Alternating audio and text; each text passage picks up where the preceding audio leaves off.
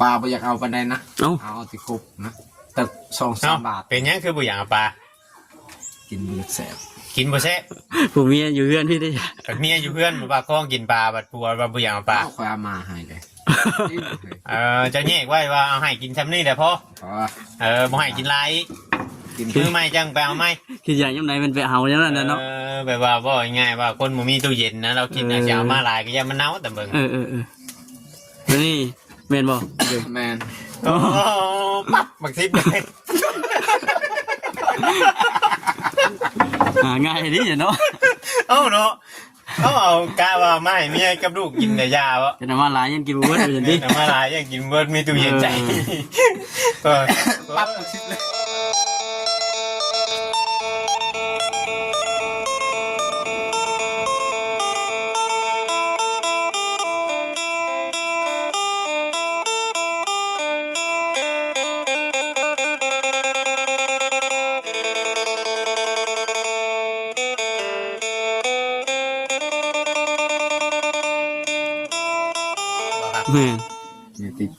มีเตียนี้แล้วผมเบา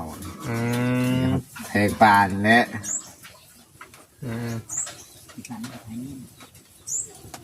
พอดีแล้วเสียบอันนั้นถ้าสามอันนี้มันเป็นทานไปยังใช่คือถุงเกลือถุงยังเจ้าอยู่ใช่ยังกระตอนะนากระตาแมงกระตอบ้านเขาเอิ้นกระโตะจะเอิ้นกระตอเขาเอิ้นกระตาคำกระตามันใหญ่กว่าฮั่นบ้านจะเอิ้นกระตอมันน้อยเด้เนาะมันน้อยเอิ้นกระโตะคำกระตามันใหญ่นั่นว่าเนี่ยมันใช้ได้หลายอย่างคำกระตาผักกระตาคำกระตาได้จะเอิ้นยังจะกระตาใหญ่กระตาใหญ่ฮะแม่กระพู้อยู่กระตาใหญ่กระตาใหญ่กระตาน้อยอันนี้กระตาน้อยนี่ดิอันนี้กระตาใหญ่เบาคือการใจกันกระเตาะโมจักซ้ำกระเตาะโมจักเนาะโมจักกระเตาะกระตะใช่กระพู้เด้กระพู้กับกระพู้คือกันว่าคอยว่าใช่ป่ากระเตอร์ว่ายันเจ้าประยันเนาะกระเตอร์คือวันพ่อกระเทินเนี่ยว่าสิน้อยกับบ่น้อยว่าสิใหญ่กับบ่ใหญ่เด้มันกลางๆเด้อันนี้คือกันนี่ว่าสิน้อยกับบ่น้อยว่าสิใหญ่กับบ่ใหญ่นี่มันกลางๆนี่เขาเอิ้นเตอร์กระเตอร์กระเตอร์กระตาน้อยมันพอกลางกันกลางบ่น้อยบ่ใหญ่กระตาซ้ำนี่นั่นมันบ่น้อยบ่ใหญ่กระตาซ้ำนี่นั่นแม่ตัวลืมนึกกันบ่เจ้ากันกระตาน้อย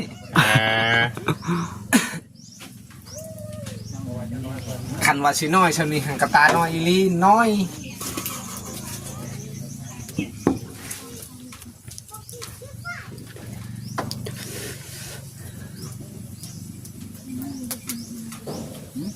จนมีเล็ก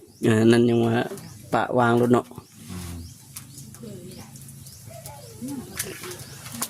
แต่พิธีพิธันคักกะลิ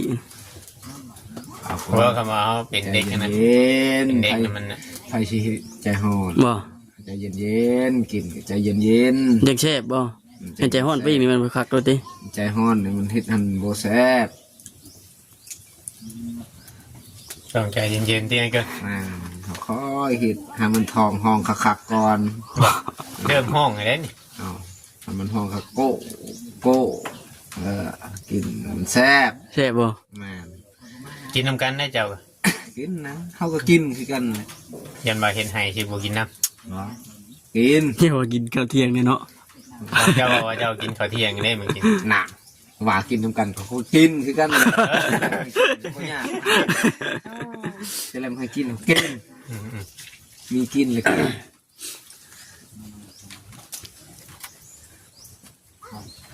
ใหญ่ชำนี้บ่ปลาวานได้ปลาอย่างนี้จะปลาวานปลาคอปลาดุกปลาดุกห่วยน้ำอย่างนี้เนาะปลาสะเพียนมองก็เอาไปบ่ไปแต่เฮ่ในกบแน่หากบพร้อมปลาไปอยากเอาไปได้นะเอาติกบนะตึก2-3 บาทเป็นยังคือบุอย่างปลากินเลือดแสบกินบ่แซ่บผู้เมียอยู่เพื่อนพี่ได้เมียอยู่เพื่อนบ่คล้องกินปลาบัดปัวบ่บุอย่างปลาคอยเอามาให้เลยจะแยกไว้ว่าเอาให้กินซ้ำนี่แต่พอบ่ให้กินหลายคือไม่จังไปเอาไม่คืออย่างยังไงมันไปเอาอย่างนั้นเนาะแบบว่าบ่ง่ายว่าคนบ่มีตู้เย็นนะเรากินจะเอามาหลายก็ยังมันเน่าแต่เบิ่งนี่ แม่นบ่ แมน โอ้ปั๊บบักซิบเลย ง่ายดีเนาะ เอ้าเนาะเอากะว่าไม่เมียกับลูกกินแต่ยาวะ เป็นน้ำมันหลายยังกินบ่เบิดอยู่ดิ แต่มาลายยังกินเบิร์ดมีตู้เย็นใจปั๊บบักซิบเลยว่าปั๊บบักซิบแล้ว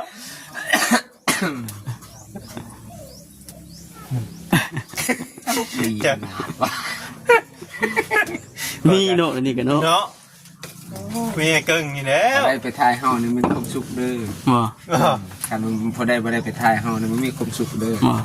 ในหัวชื่อ มี ดิ ความสุขตลอดเด้อแต่เม็ดหันบ่มีความสุขบัดงานไปหน้าคือเพลงนั่นแหละบ่อยากม่วนปานใด บอก เนาะ เอาไปมาม่วนไปม่วนไปม่วนไปบ่อยากมือ มวนบ้านท้ายบอก แม่นคือเพลงนั่นแหละ คือเพลงนี่บ่ แม่น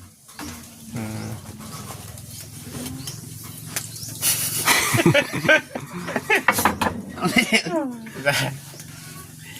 มวนบ้านท้ายพี่น้องครับ มันยังก็ทายและม่วน ติดยังก็ตะมิดมันบ่อยากม่วนปานใดแล้วคือเฮาเอาเมียแล้ว บอก มันจะคือกัก เอ้า กัก บ่ได้ม่วนบ่สามีทบิด คือเฮาคลองอันควายอันคือเฮาคลองอันงัวตะมิดนั่นแหละน่าได้คลองงัวตะมิดมันจะเฮแต่ว่า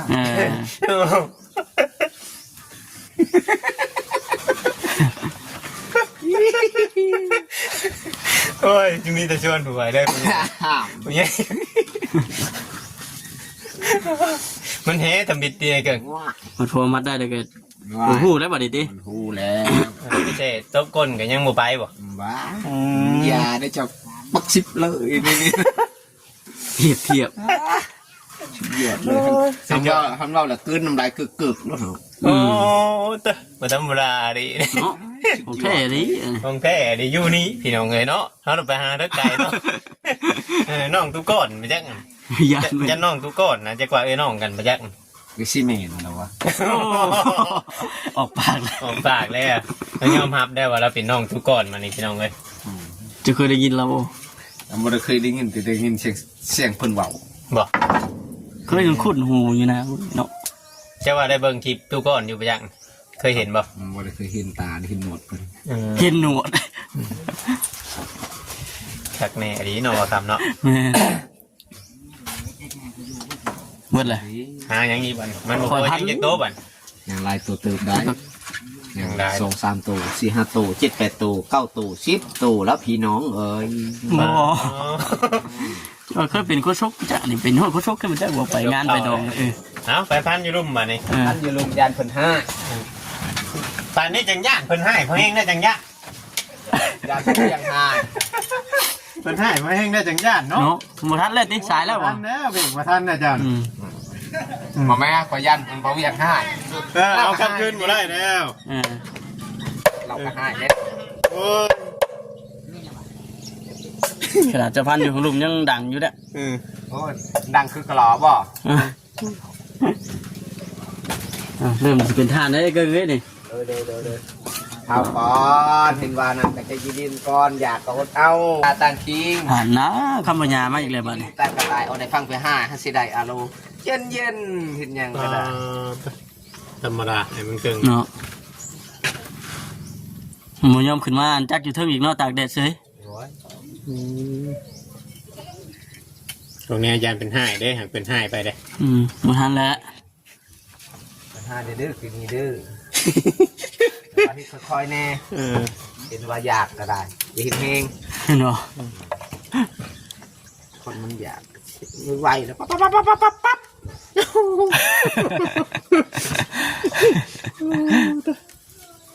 ของแท้ดีเนาะเกินเนาะ ของแท้ไหน เนี่ยก็บอกว่าปั๊บ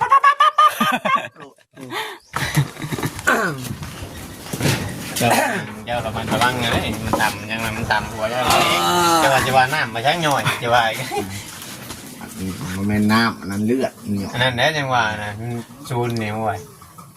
ตัวได้เลยโอ้ยบ่เป็นหยังดอก เคยเรื่องเนี่ยได้เรื่องเนี่ยเนาะ แม่เข้ามาฮู้จักประจำมันเองเด้ บอก มันฮู้ขนาดนั้น คำคนอื่นบ่มันอยากต แม่ ำคำพระเจ้าเนี่ยบ่ตำเนาะ บ่ สา บ่ ม มี บาท เจ้าตำบ่สมัยนั้นนี่จังได้คือบ่อยู่นี่ เพราะมันหนีไปแล้ว หนีไปอยู่ใช้บ้าน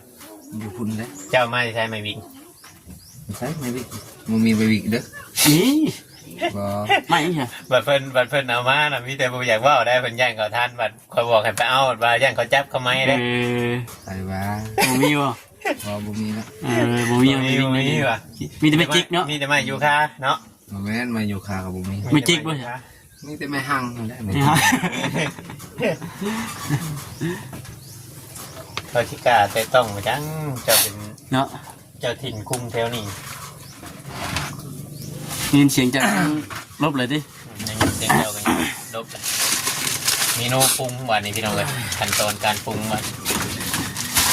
การปรุงในเพิ่นว่าใช้ลายแทบลายบ่ใช้ลายแทบน้อย ว่าหมักมันได้กินนั่นนั่น โอ้ มันบอกเข้มบ่อยเกิน อ่าเบิ่งป่าดีกว่าเห็นมันกิน แต่ผมน้ำหัวมันยังเนี่ยใครดอกปิ้งมันโมเมนต์เค้ก โอ้ มันอยู่ทางนอกมันอยู่น้อยเกินมันบริจิมเขาในเบิดเนาะ นี่ ฮะ นี่ พอดี3 ชั่วโมงเลยนะเพื่อนเราสิบิงเนี่ย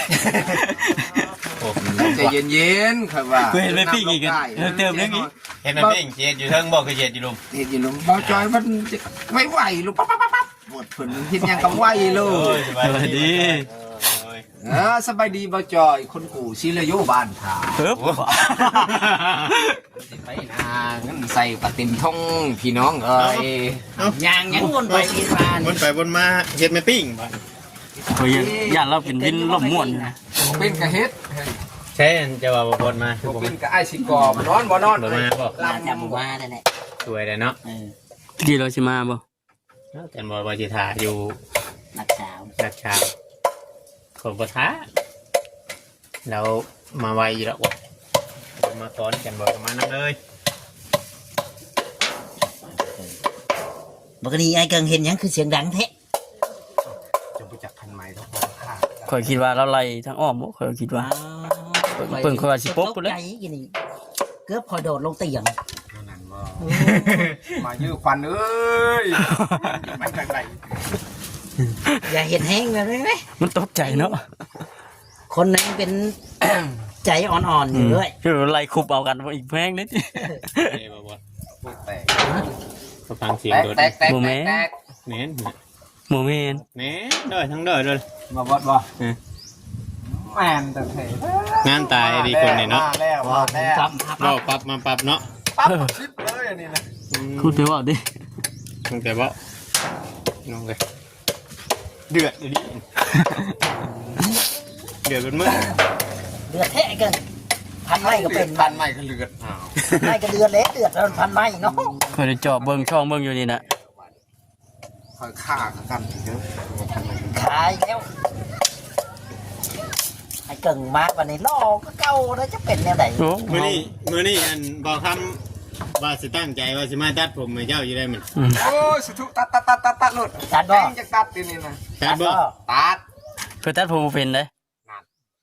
เชิญผู้ชาวยิกเมย์ ลายกระชากมันเนาะ ทางนี้ไปเมุงชนทางนี้ไปกันกอกทางนี้ลงสวรรค์ปั๊บมักซิบเลย เอาแบบนั้นเนาะไว้เกิงเฮียบอลเราก็ตัดเป็น ทำแล้ว มาโอ้โหมาดินายหมดมา โอ้ เอาแล้วเป็นไงล่ะบ้าเป็นยังฮะโอ้ยังบ่เห็นอะไรนี่นะเกือบถึงมาคำเขาเลยโอ้ยบ่ได้เอ้ย เอาขึ้นมานั่งผมนี่นะ นังหมไอ้เกิงก็เป็นหลังใช่ขอ เนาะ อ้าวกับปิงป่าจะเป็นอะไรเป็นนางใช่เจ้าพ่อ เออ จะเรามันตาเอาจังบึ้งยังไงเนาะ มีแต่หน้า คือมีแต่น้ำมันนั่นน่ะน้ำ น้ำบางตอนมันมีปลาสเกนกอด รับมาให้เบิ่งทางด้วยฮะ ว้าวจะดูสิเขาใส่หาย อ๋อ จะมาแบบคนพิบ่า ว่ายังลำให้ FC เพิ่นพัง จะมาเริ่มเราบ่าแล้ว ให้เบานะ เนาะ เจ้าบ่าวผู้อื่นว่าว โอ้คนลมณ์ดี เนี่ยวันนี้ไอ้เกิงอารมณ์ดี อืม สิได้เฮือนสิแล้วแล้วอารมณ์ดีวันนี้นะเหมือนว่าไอ้เกิง แม่มา มาปิ้งมันนี่ โอ้พายยังเฮงอยู่จะเบ้พายอุ้ยเผาเอาบ่ มันก็สิเผาเท่านั้นแหละ เนาะ ไอ้เกิง เขาก็เคี่ยวออกเลยว่าคือทำก็ได้เขาก็ เช็ดปลาเผานะพวกนี้เช็ดปลาปิ้งนี่มัน อุ้ยมันใหม่เด้อ มันสิใหม่ไหมจะได้ ถ้ามันตกลงหันมันใหม่แล้ว บัดสิว่าเฮือนคอยคือก็จึงปึงนี่บ่เห็น เอาเร็วดิเดือดอีกแล้วบ่ เดือดอีกแล้วใหม่ไปฉันน่ะโคตร3เทื่อก็โคตร นี่วันนั้นไผ่มันมีคนประโยชน์หลาย ไปอยู่ภายเนาะ นี่ ที่นี่ว่าบุจุว่าบุดุกเนี่ยโดดดุกบุ่มขึ้นน้ำหนัก เนาะ จำใส่มือ พายังให้เจ้าจะฮู้จักอยู่บ่ ปลานี่บ่ นี่ เอาหูเด้อปลานี่เด้อ แล้วว่าเมียเรากินบ่ได้ปลาแบบนี้นะบ่ กินบ่ได้มาหากิน เจ้ากินเพื่อแล้วเด้อเด้อ แจ็คสอง เราตัวไรเอาตัวไรเมียเรากินได้เรายังปล่อยไว้อยู่เดี๋ยวนี้นะก่อนเรา วันยามันอยากจะไปเอา มียเรากินเนี่ยเราจังไปเอามาใหม่ ให้กูเลี้ยงไว้ดิ เลี้ยงไว้ได้เอามาหลายบ่ได้เราเพื่อนบ่มีตู้เย็น โอ้ยบ่หมดนี่เนาะสบายดีสบายดีสบายดี จะเฮ็ดยังเลยนี่ เห็ดปลา มันก็ บ่มันไม่เห็ดปลาปิ้งปลามันไม่นเห็ดมันไม่นได้ปิ้งเอาเลย จริงเอาเนาะ แม่น มันปีกบ่พอทำได้ คันเห็ดเห็นดื้อบ่จอยดื้อแจ็คนัดดื้อมันจอยนี่บ่ได้ดื้อ เป็นอะไร เป็นได้ได น้องบ่จอยคือว่าบ่ได้เป็นอะไรคือว่าบ่ได้ บ่ได้ได้เราจัดหนักได้ จัดหนัก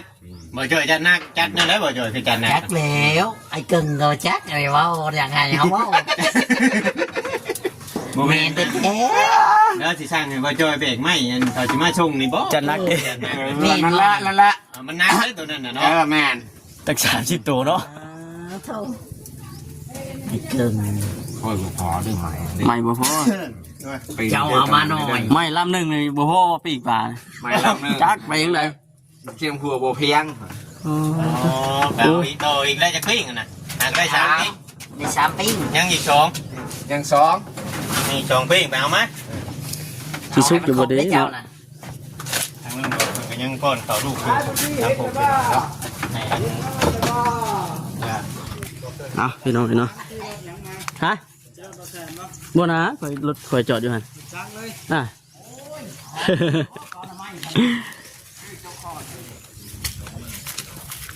บุกกันป่ากอไม้ระบาดนี่ ก่อนไม่แล้วเรามาอยู่ แม่นบ่ ของเจ้าไว้เจ้ามัน ของแถมบ่นี่นะ นี่ว่าของแถม เจ้าแก่ ไม่รับหนึ่งปีกปลากับบ่พอซ้ำกิน ไปชี้นั่นน่ะตัดเอาแล้วเหลว ฮะ มาอยู่ห้วยแล้ว บ่ว่า เอาคนนึงได้อยู่นะฮะเจ้านายมาเอาไปกินเด้อ บ่เพียงเผาได้ปีกปลาจ้ะนะป้าว่าอันจอยเฮ้ย โอ้ว่า โอ้เนาะเจ้าเนาะมีมาห่มอยู่นะ จำเป็นได้ไอ้กึ่ง พ่อบัดนี่ อ๋อพ่อก็ว่าพ่อเลย มันใจจะ%นะบัด พอดีหาสมุงพอดีเลยนะเพื่อปลาสุกนี่ได้อยู่หาสมุงโอ้ยมันกลายเลยสมุงหนึ่งข่อยว่า นี่อันรถมาที่พุ่นพอดีเลยกินข้าวอิ่มแล้วก็บุ๊กเหมือน เอาไม้ฉันน่ะบ่แม่นไม้เขาเฮ็ดหัดเช่นนี้ เนาะ โอ้ยคิด ไว้จักแล้วเจ้าละเอาไปเลย ก็บ่อยากเชื่อปานใดแหละวันนึงนี่ก็คิด หวานบ่เชื่อก็ต้องเชื่อให้เจ้าไปอีจัดเนาะ โอ้คมขี้ป่ายังคมขี้เก่ามันดีกว่า กินอันกี่ปลาดิบเลยเนาะเจ้าเนาะ เจ้ากินบ่จัง กินดิบเลยเราเห็น ป๊อดเถอะบ่ได้อยากเชื่อสายตาบ่เห็นช้ำเอา อดใจกับบ่ได้ใช่ไหมนะล่างอยู่ก็ยังอยากกิน เจ้าเบิ่งก่อนยันไอ้เจิงกินหมดเด้บ่เบิ่ง นายระวังบ่เรียก ไม่แล้ว เจิงกินปลาหมดเด้ ดูบ่เฮ็ดอยู่ร่มพุ่นขึ้นมาเฮ็ดเทิงมื้อ กินอยู่ทั้งอีกแล้ว ได้แบบนี้ มันบ่เสียงดังบ่ อ๋อรอบสุดท้าย รอบสุดท้ายเฮ็ดก็ค่อยบ่ แม่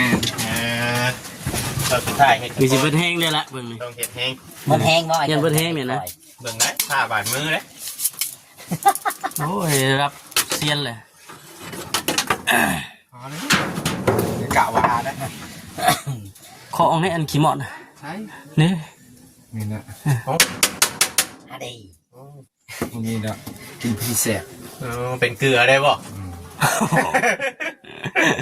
ดีเสพคมอำลำเลย เนาะ เราว่ายังคมมันขี้ปลาอยู่เมื่อกี้นี่เราว่า บอก เจ๊มึงด้วยเกิน ย่านว่ากันว่าเฮาบ่นั่งหันจะเบิดจะ เอาเจ็บมือเจ็บ เป็นว่าสิบีบเลยมันตัวใหญ่มันบีบโบเต็กเนาะ อ่า แม่น ปลาเช่กับปลานองนี่บ่คือกันบ่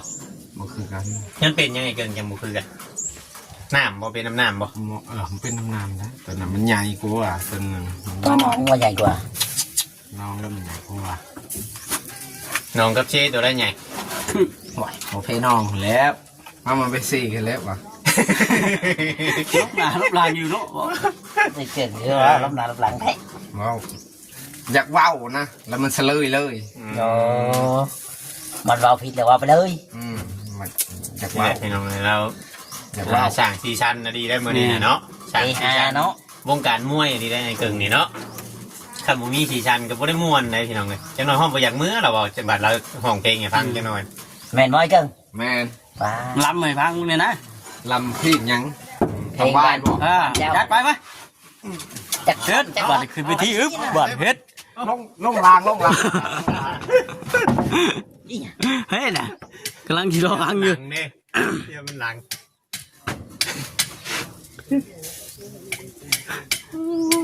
พี่น้องเล่นแบบปะทะเดือดตลอดก็ไม่เก่งกันแต่ว่าหน้าเพิ่นได้หายนางกินข้าวคุย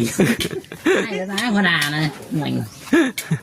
เอาให้ก็ยันเจ้าอยู่บ่ได้ดอก โอ้ยคอยจะให้เราดิ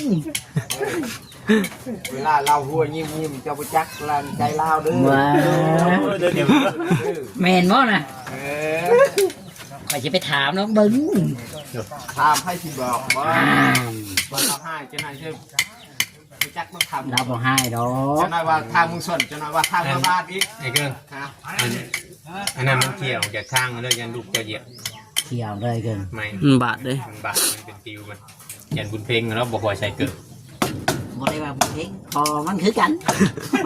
เลยก็ใส่ดิ กระดาษพอมันยังบ่ได้ใช่นะ อย่าเบ้านะว่าจอย เดือดอีกแล้ว ขนาดสิว่าอันนี้เป็นหลังจะเจ้าอีกแล้ว บาดนี่ พุ่นไปนั่งให้ปินดังแค่แบบนี้ที่มัน